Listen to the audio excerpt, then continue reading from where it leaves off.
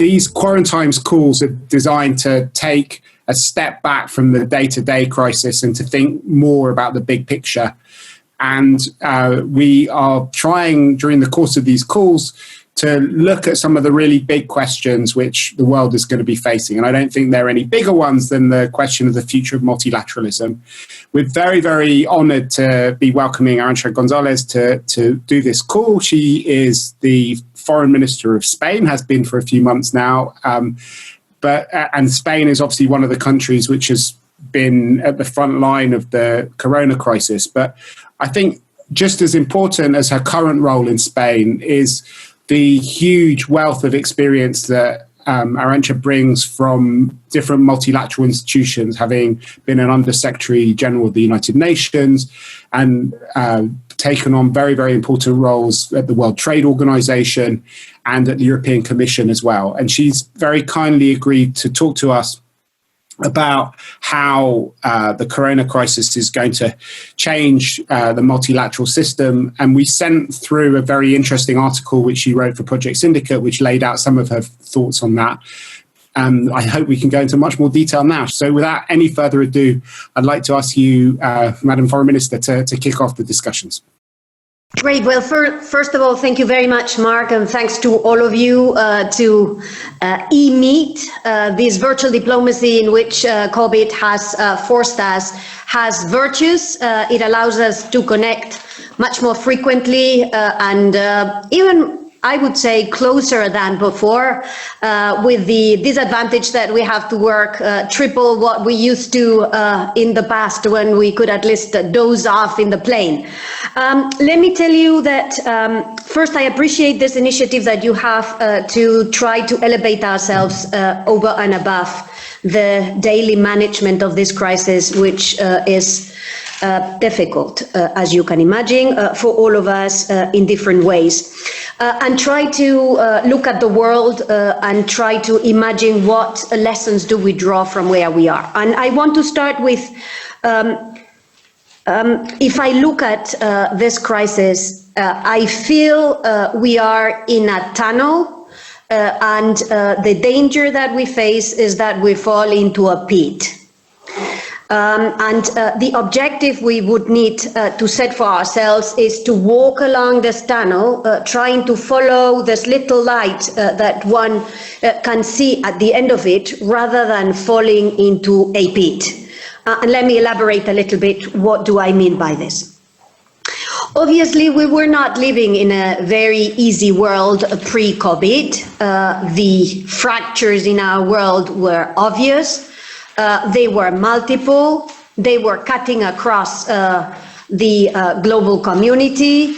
But what we face now is the challenge of an aggravation in some of these fractures, some of these trends that we had before us.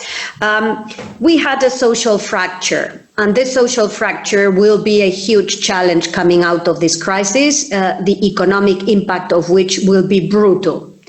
And in some regions of the world, countries may be a little bit better prepared to face the fracture. In some parts of the world, the fracture will simply aggravate because the means are not there unless we care as a global community to address them.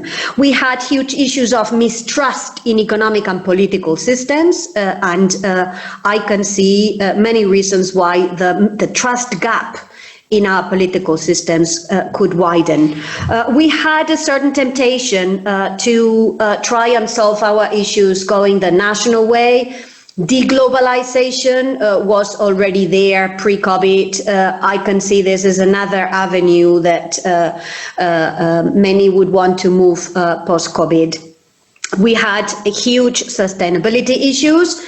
And what I hear in some parts of the world is, well, you know, let's ditch this idea that we had a green agenda. We now need to pursue very vigorously growth and jobs because otherwise we will not be able to exit the crisis. So that's another fracture that I'm concerned about.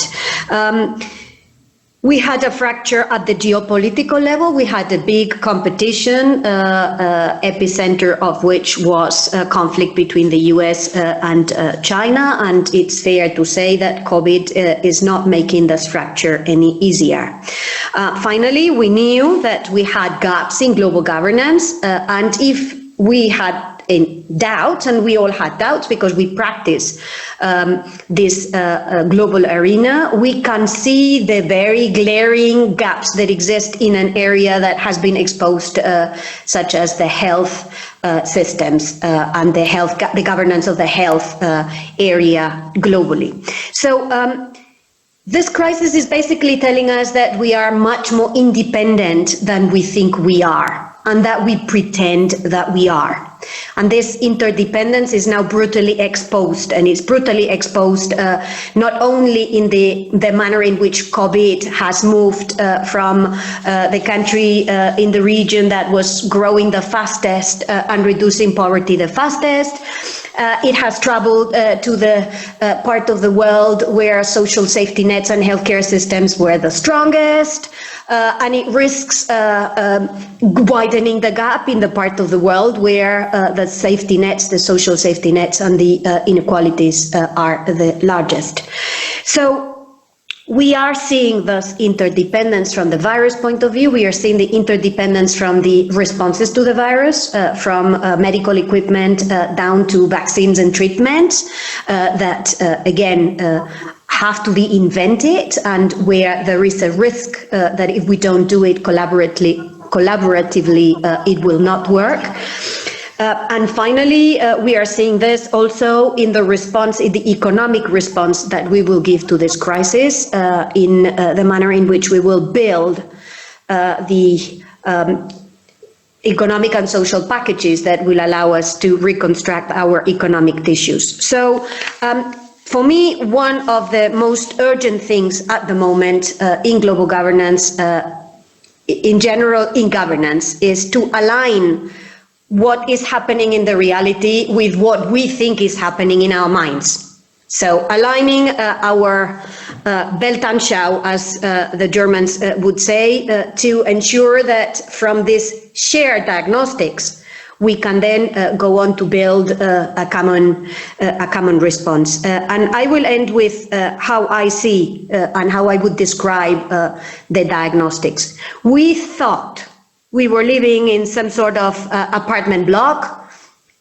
Some apartments were bigger, some apartments were smaller, some tenants were richer, some were poorer, but this building had walls and it had doors. And if you did not want to talk to your neighbor, you just simply close your door, and that was enough. And what we are discovering now through this crisis in a very nasty way is that we are living in a condo. The condo is in disrepair. Some of the walls and some of the doors have disappeared. So whether we like our neighbors or not, we are connected to them. Actually, this condo is pretty shaky in that its foundations are shaky today. So we need to make, as neighbors, a big effort at repairing our common house. And it's the diagnostic that we need to start from in order to then move into finding practical solutions and means to address some of the challenges that we will be, I'm sure, discussing through this conversation over and above the most visible today, which is the fight against COVID. That was absolutely fascinating, Arancha, and a very challenging general picture which you painted for us, both the diagnosis and what needs to happen. Could you talk a little bit more, just maybe with because I love to unpack all of the different elements that you talked about, and there are lots of people here who want to give time to us as well. Maybe just before we go into that, we just had the European Council last week, and your government was one of the big drivers of that debate. It would be very interesting to hear whether you emerged from that feeling more optimistic about Europe's role raising up to this challenge than many people were when the Council meeting was first called.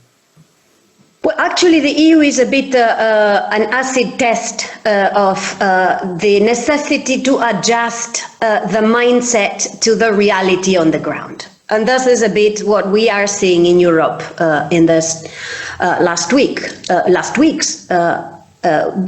Some tried to force the discussion in terms of this is a North against the South, this is the South against the North, and quite quickly a number of us said, wait a minute, this is not the framework, this is not the frame or the lens through which we need to look at this crisis.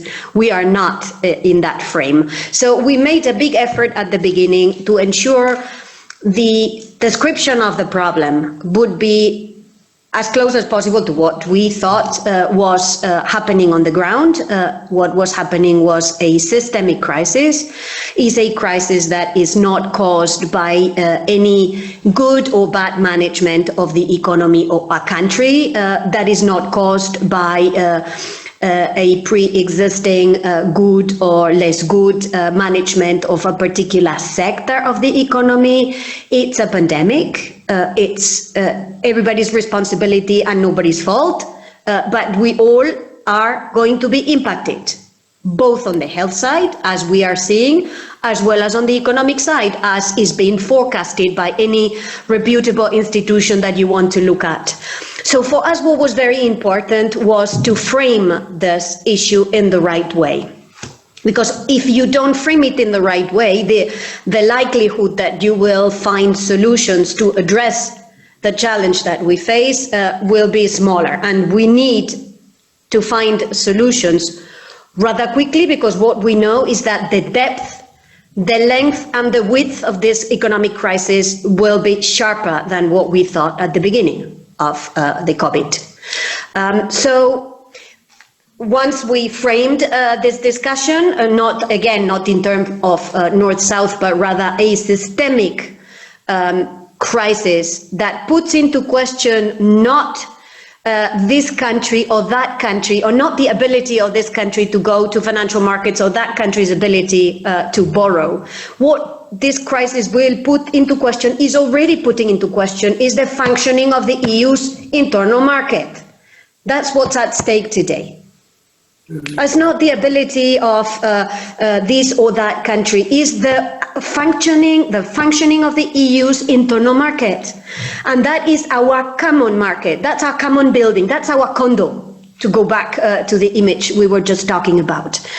If this common market that belongs to everybody functions, it's robust, it will help us exit the crisis faster. If, as a result of the mismanagement of the response to the crisis, we either undershoot or we kick the can down the road, this internal market will not help us as leverage to exit the crisis. And when I say it will not help us, I don't just mean Spain. It will not help Spain, but it will also not help Germany, it will not help the Netherlands, it will not help France, it will not help Italy, and I can continue as with the list of 27 member states. So what is at the stake today is a response at the European level to exit this crisis that is robust and comes on time, to face the challenge of keeping the internal market of the EU functioning as a leverage to exit the crisis.